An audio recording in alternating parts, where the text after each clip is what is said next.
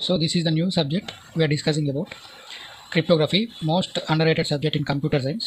చాలామంది ఏదో సెమ్ కోసం చదువుతారు పాస్ మార్కుల కోసం, బట్ దీనంత most interesting and best subject ఇంకోటి ఉండదండి నన్ను అడిగితే. ఎందుకంటే నార్మల్గా కోడింగ్ అనేది okay, it's also good and important, but cryptography వచ్చేసరికి టోటల్గా డిఫరెంట్ సబ్జెక్ట్. చాలా ఇంట్రెస్టింగ్గా ఉంటుంది. మీరు డెప్త్కి వెళ్ళే కొద్దీ చాలా కొత్త కొత్త టాస్క్లు, కొత్త కొత్త ప్రాబ్లమ్స్ అన్ని డెవలప్ అవుతూ ఉంటాయి. సో స్టార్ట్ చేద్దాం. వీడియోస్ అన్ని సిరీస్లో వస్తాయి. సో ఇవాళ day 1 or class 1 anything. So let us discuss about it. So జనరల్గా కరికులంలో వచ్చేసరికి it is called CNS or what it is called cryptography and network security. So రెండు పార్ట్లు, ఓకేనా? Cryptography and network security. So బేసిక్గా నేనైతే వీటి గురించి అంటే ఏదో డెఫినేషన్ చెప్పి చదువుకోమని చెప్పట్లేదు. డెఫినేషన్ మీరు గూగుల్ క్రోమ్లో కొట్టిన వస్తాయి, కానీ సబ్జెక్ట్ని అర్థం చేసుకోవడం ఇంపార్టెంట్ అనమాట. సో దాని గురించి మనం ఇప్పుడు రియల్ టైం ఎగ్జాంపుల్ ఎలా అసలు ఎందుకు ఈ సబ్జెక్ట్ అంత పాపులర్గా ఉండదు, కాకపోతే ఎందుకు అంత ఇంపార్టెంట్ నేను ఇప్పుడు చెప్తాను. సో ఒక ఎగ్జాంపుల్తో స్టార్ట్ చేద్దాం. మీరు ఒక ATMకి వెళ్ళి మీ కార్డ్ ఇన్సర్ట్ చేసి మనీ డ్రా చేస్తారు కదా. సో ఇది మనం చేసే పని. ATMకి వెళ్ళి కార్డ్ తోటి మనీ డ్రా చేస్తాం. ఓకే, ఇది పక్కన పెడదాం.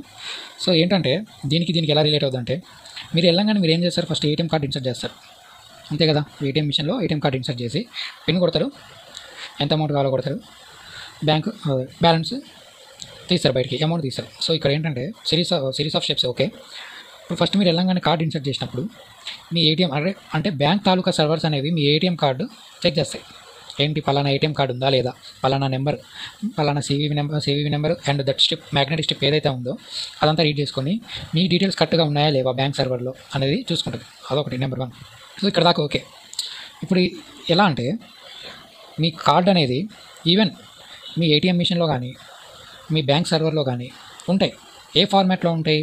ఇప్పుడు మీ కార్డు నెంబర్ వాళ్ళకి విజిబుల్గా ఉంటే ఏమవుతుంది, జనరల్గా మనకి ఎలా కనపడిద్ది, మహా అంటే ఫస్ట్ 2 నెంబర్లు, లాస్ట్ 3-4 నెంబర్లు ఉంటాయి, మధ్యలో ఇంటూ మార్కులు ఉంటాయి. CVV నెంబర్ అనేది కనపడదండి. మ్యాగ్నెటిక్ స్ట్రిప్లో ఉన్న డిజిటల్ డేటా అంతా ఉంటుంది. సో ఇది.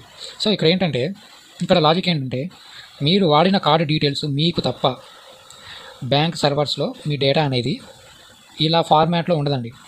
ఎందుకంటే ఈ ఫార్మాట్లో ఉంటే ఏమవుతుంది, even bank employees can also get that your account డీటెయిల్స్ను. ఇప్పుడు బ్యాంక్ వెళ్ళి మీ ప్లే స్లిప్లో అకౌంట్ నెంబర్ రాసిన దాకా వాళ్ళు చెక్ చేయలేరు కదా. ఇప్పుడు ఎలా అంటే, సింపుల్గా చెప్పాలంటే, బ్యాంక్లో మీ ఇన్ఫర్మేషన్ ఉంటుంది, మీ అకౌంట్ నెంబర్ కానీ, మీ ATM కార్డ్ నెంబర్ కానీ, మీ మొబైల్ నెంబర్ కానీ అన్నీ ఉంటాయి. కానీ నేనేమంటున్నా అంటే, మీ అకౌంట్ నెంబర్ కానీ, ATM నెంబర్ కానీ, మొబైల్ నెంబర్ కానీ హ్యూమన్ రీడబుల్ ఫార్మాట్లో ఉండదు. నథింగ్ బట్ మనకి తెలిసిన లాంగ్వేజ్లో అయితే ఉండదు. ఏది న్యూమరికల్ కానీ సంథింగ్ ఆల్ఫాబెటికల్ కానీ ఉండదు. మరి ఎలా ఉంటుందంటే, నథింగ్ బట్ ఎన్క్రిప్టెడ్. ఇది చాలా మనకి తెలిసిందే. ఎన్క్రిప్టెడ్ ఎలా అంటే, ఎన్క్రిప్టెడ్ అంటే మామూలుగా ఉన్న ఫార్మాట్ ఏదైతే ఆల్ఫాబెటిక్ కానీ న్యూమరికల్ ఉన్న ఫార్మాట్ని వేరే క్యారెక్టర్స్ రూపంలో డేటాని రీప్రజెంట్ చేయడం. ఆ వేరే డేటా అంటే వేరే format is nothing but the data which is visible to us is not present in any other servers or any other bank database. Like me data అంతా డేటాబేస్లో స్టోర్ అవుతుంది కదా, ఆ డేటాబేస్లో స్టోర్ అయ్యేదంతా ఎన్క్రిప్టెడ్ ఫార్మాట్ అనమాట. ఈ encrypted nothing but cipher text అంటాం. Plain text అంటే హ్యూమన్ రీడబుల్. ఏదైతే ఇది ఈ సైఫర్ టెక్స్ట్ అంటే nothing but which is not in the format of readable. కొన్ని క్యారెక్టర్స్ కనపడతాయి, అది సంథింగ్ A to Zలో సంథింగ్ ఏదో meaningless character or something special characters ##. అలా మీరు జావా యూజ్ చేసినట్టయితే, జావాలో పాపులర్గా కోడ్ ఏంటంటే, మనం జావాలో కోడ్ రాస్తాం, దానికి క్లాస్ ఫైల్ అనేది ఒకటి డెవలప్ అవుతుంది. ఈ క్లాస్ ఫైల్ అనేది మనం ఎక్కడికి తీసుకెళ్ళే ఏ OSలోనే యాక్సెస్ చేయొచ్చు.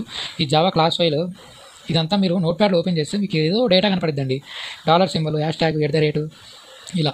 ఇదంతా జావా క్లాస్ ఫైల్ అనమాట. ఇదంతా ఎన్క్రిప్టెడ్ వేలో ఉంటుంది. ఆ క్లాస్ ఫైల్ని మీరు వేరే ఫైల్లోకి తీసుకెళ్ళి అప్పుడు రన్ చేయొచ్చు. అందులో JVM ఉంటుంది. ఇది వేరే సబ్జెక్టు. నేను ఏమంటాను అంటే, సేమ్ ఇలానే ఎవరైతే మీకు ఐడియా ఉందో ఇలాంటి డేటానే ఇక్కడ ఎన్క్రిప్ట్ అయి ఉంటుంది.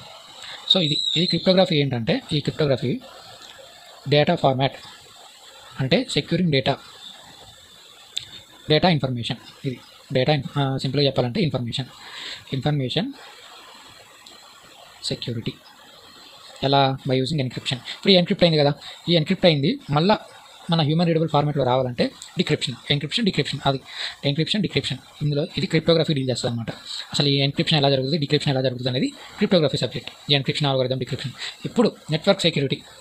ఈ నెట్వర్క్ సెక్యూరిటీ అంటే how you are going to protect this encrypted information. సింపుల్గా ఇప్పుడు మీరు సేమ్ ఎగ్జాంపుల్ ఏటీఎం ఎన్క్రిప్ట్ అయి ఉంది డేటా. ఎన్క్రిప్ట్ అయి ఉంటే సరిపోదు కదా. ఇప్పుడు కొంతమంది హ్యాకర్స్ వాళ్ళు ఏమంటారు, ఆ ఎన్క్రిప్ట్ అయిన డేటాని డిక్రిప్ట్ ఈజీగా చేస్తారు. వాళ్ళకి వాళ్ళ విధంస్ క్రాక్ చేయడం ఈజీ అనమాట, ఎక్స్పీరియన్స్ అయితే. ఇప్పుడు ఏం చేయాలి, ఈ ఎన్క్రిప్ట్ అయిన డేటాని ప్రొటెక్ట్ చేయాలి. ఎలా ప్రొటెక్ట్ చేయాలి? By using network security. ఈ నెట్వర్క్ సెక్యూరిటీలో ఎలాంటి ఆల్గరిథమ్స్ యూజ్ చేసి ఈ డేటా అంతా ఎలా ప్రొటెక్ట్ చేయాలి, టైప్స్ ఆఫ్ అటాక్స్ ఏం లేకుండా ఎలా చేయాలి, ఇదంతా నెట్వర్క్ సెక్యూరిటీ సబ్జెక్ట్ అనమాట. సో ఇదేంటి, క్రిప్టోగ్రఫీ అండ్ నెట్వర్క్ సెక్యూరిటీ అంటే ఇది. Cryptography deals with the data which is used to secure, like by using encryption and decryption algorithms.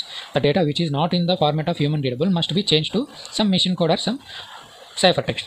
So again it need to decrypt by ciphertext to plain text. So ఇది encryption decryption అసలు structure ఎలా ఉంటుందో మనం next క్లాస్లో discuss చేద్దాం. ఇది ఓవరాల్గా ఒక ఐడియా ఏంటంటే క్రిప్టోగ్రఫీ అంటే ఏంది, నెట్వర్క్ సెక్యూరిటీ అంటే ఏంది. సిఎన్ఎస్ సబ్జెక్ట్లో cryptography separate, network security separate. ఇది ఏం డీల్ చేస్తుంది, ఓవరాల్గా ఎలా రిలేటెడో మనం వచ్చే నెక్స్ట్ క్లాసెస్లో డిస్కస్ చేద్దాం. దీనికి సంబంధించిన కరికులం నోట్స్ ప్రిపేర్ చేస్తున్నా, అది కూడా మీకు ఇన్స్టాగ్రామ్లో కానీ వేరే టెలిగ్రామ్లో కానీ నేను అప్లోడ్ చేస్తాను. దాని నుంచి మీకు అంటే చదువుకోవడానికి డేటా డాక్యుమెంట్ ఉంటుంది. సో ఈ వీడియోస్ ఏంటంటే అసలు మనకు ఒక ఐడియా రావాలి కదా, క్రిప్టోగ్రఫీ అంటే నెట్వర్క్ నార్మల్ క్లాస్లో కాకుండా చదువుకొని పాస్ అవ్వడం కాకుండా మనకు ఒక ఐడియా కావాలి కదా. సో అలా ఈ సిరీస్ ఆఫ్ వీడియోలో ఇది class 1 basic introduction about network cryptography and network security. So మనం నెక్స్ట్ క్లాస్లో కలుద్దాం. ఇంకా డెప్త్గా సబ్జెక్ట్ గురించి నేర్చుకుందాం. ఓకేనా?